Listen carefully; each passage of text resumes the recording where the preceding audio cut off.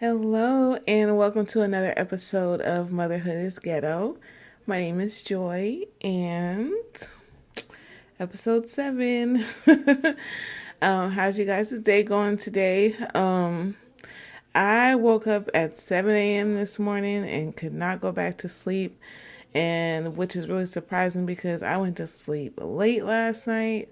And I woke up right at 7 on the dot, could not go back to sleep. So I've been up all morning, all afternoon. It's afternoon now. But I hope you guys are having a great weekend so far. So let's get into it. Today I really don't have a quote. Well, it's a quote. It's a quote, but it's something I came across when I was on Instagram, and it's like a kid's quote.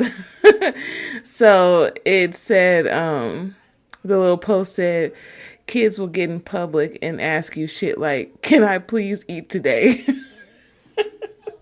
And if that is not the truth, my kids do stuff like that all the time. Like just the other day when we were at the store, like my son, he just says things like, you know, um, are we gonna eat anything today? I didn't even have anything to eat for 2 days. I'm like, you're lying.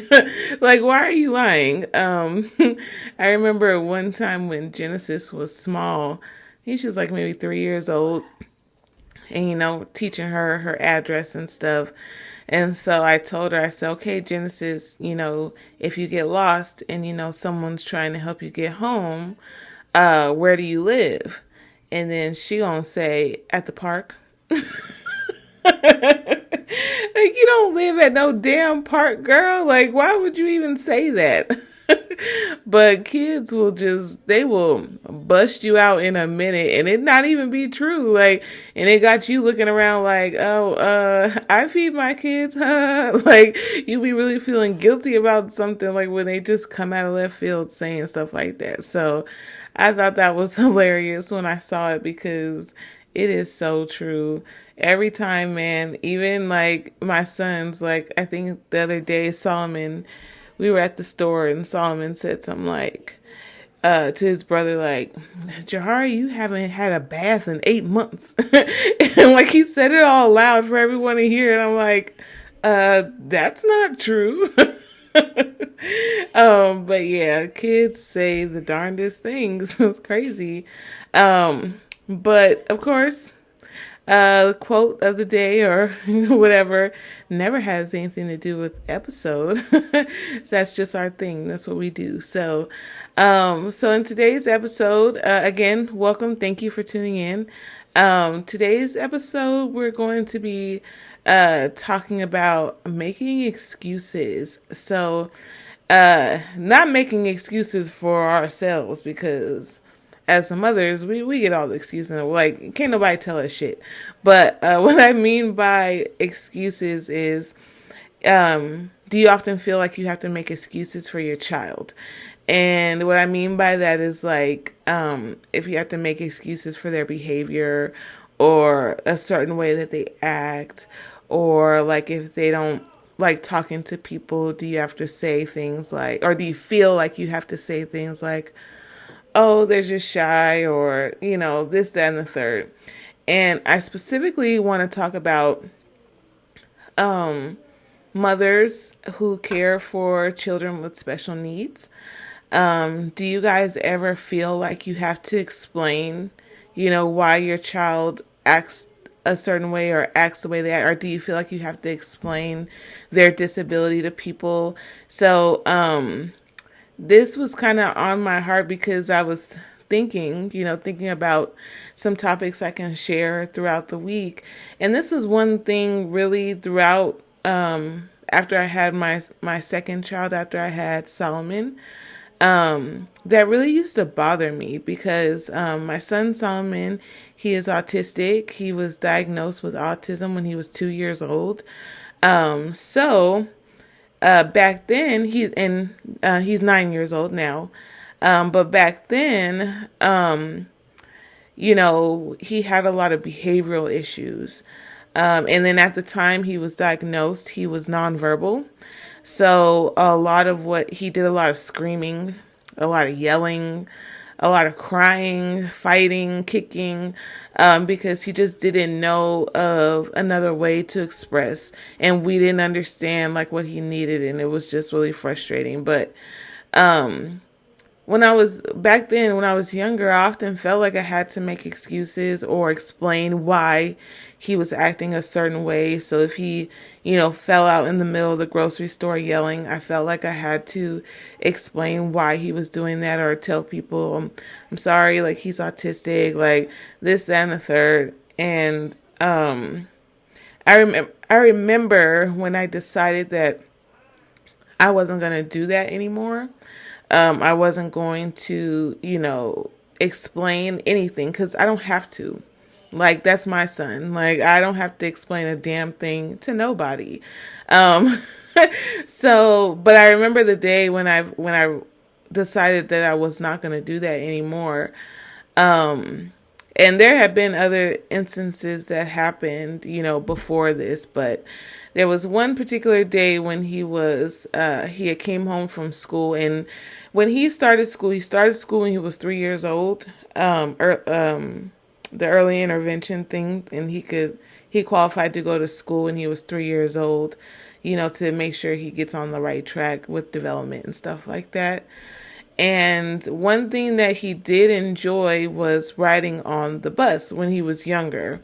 At one point, it got to a point where he did not like the bus anymore. But when he first started going to school, he loved to ride the bus. And he had a long bus ride because he was going to school across town. And so it was always a struggle getting him off the bus because he didn't want to get off. He didn't want the ride to end. So one particular day when he came home from school, it was a normal thing. Like, I'm trying to coax him off the bus, like, tell him like I got some candy, like you candy, like to get him off the bus. But this particular day, he was just not having it. He was so upset. And once I had to actually physically get on the bus, and pick him up and take him off the bus. And he's kicking and screaming and crying. And so we get off the bus pulls off, and he refuses to walk.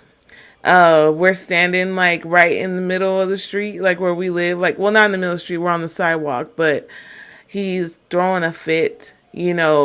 There's cars coming in to where we live, like people watching, because it looks like I'm trying to kidnap him or something. So people are slowing down, looking and stuff like that. And he's just going off. He's having, what they call a meltdown. He started having a meltdown right there outside in the neighborhood. And then he lays down on the ground, like lays down flat on the ground. And he's screaming and crying. And I'm just like, at this point, I'm like, I've had enough. Like, I can't do this. Like, I just can't do it. And I felt like I wanted to cry myself, and I felt embarrassed. I felt like, why can't I get him to calm down? Like, what am I missing? Like, what am I doing wrong? Because I never thought or felt that, anything was his fault, or he was acting like that for nothing. Like, I always knew and understood. So I was putting all the blame on me. I'm like, what am I doing wrong? Like, I just don't know where I'm going wrong with this. So when he laid down on the sidewalk and was just screaming, I didn't know what else to do. So I just laid down next to him. I laid there right down, like right next to him. And once I did that, and still people are still driving by looking at me crazy. But once I did that, he stopped crying. Like, and we laid there for maybe like 5 minutes. And he just laid there, and, sometimes he would look over at me. Sometimes I look at him, but we just laid there. And then after like 5 minutes, he got up and put his hand out for me to hold it. So I got up and we walked home, walked to the house. And that from that day forward, I learned two things. First thing is that because of the fact back then he was nonverbal, he just wanted me to feel the way that he felt. He wanted me to understand. And when I got down on the floor and I laid down with him, he was like, finally, like, you're doing something that I want you to do. So he stopped crying. And he just wanted me to just be still.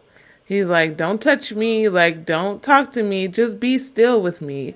And so that's what I did. So, from that day, I learned like to kind of pick up on, the things that he needs from me, but isn't able to say. And then two, when we got back to the house and I was thinking like, oh my God, like it's so embarrassing. And then I think later on that day, I went out there to check the mail and one of the neighbors was like, hey, were you and your son okay? Like, what was going on? And then at first I was going to explain, the whole spiel, like, he has autism and, sometimes he has like a meltdown. But I was like, no, we're good. We were good. Ain't nothing wrong. Goodbye. Like, because I don't have to explain a damn thing to nobody. Like, and I feel like sometimes, like, as parents and as mothers, like, especially like if our kids are acting out in the store or, we're in like a public place on the bus or something like that, and they're acting, having a meltdown or acting wild, throwing a tantrum, we immediately, try to justify or explain it, so that way people won't think that we're doing something wrong. But that's bullshit. I'm not explaining nothing to nobody. And like I said, I used to do that. I used to, say like, oh, well, I'm so sorry. Like he has autism. And I'm like, why the hell was I doing that? We don't got nothing to be sorry about. Like me, my son, like we don't have anything to be sorry about. This is my son and this is who he is. So it is what it is. Like, and he's normal to me. He just because he doesn't seem normal, he's not acting the way you think he should be acting, doesn't mean that there's anything wrong with him. Like he's perfect the way that he is, and he's just who he is, and that's how we like him. So, but I wanted to bring up this topic because, if any of you moms ever feel like you have to explain or make excuses for your children or why they do the things they do or act the way they act, like, fuck that. Like, you don't got to do that for anybody. And even not with children with special needs. Like, sometimes when I'm in the store, I'll see, parents with their child and a stranger or something is trying to talk to the kid, and the kid is just giving attitude, like rolling eyes and stuff, and the parent or the mom will be like, oh, well, they just woke up from a nap, or, if they're like throwing a tantrum, like, oh, they're just hungry, like they're grumpy, like, like they don't normally act like this, like, no, don't be trying to explain away, why your child is acting like that. Like, no, like, handle your business, do whatever you got to do, and move on with your life. Like, you don't owe anybody an explanation about your child and what they do. You don't owe anybody anything. Like, unless it's an issue where, like, it's something where, like, you have to explain, like, you're at the doctor or something, and, something like that. But around here in the public with these people, these entities walking around that don't have any real bearing in your life and are non-factors in your life, you don't got to explain anything. And, like I said, like once me and my son went through that day, from that day forward, like I never have. Like I don't explain anything. Like a lot of people don't even know he's autistic unless I tell them. And most of the time it's not necessary for me to even say it. Like, and we still have instances like, we're at the park or something, kids will ask him questions like, why do you scream like that? Or, like just random things, and I don't step in. Like, I let Solomon handle. He answers how he wants to answer. But his answer is never that I'm autistic. Like, he never says that. He just says, like, that's who I am. Like, that's what I like to do. I like to scream at the top of my lungs in your ear. What you gonna do about it? And I love that for him. I love that about him.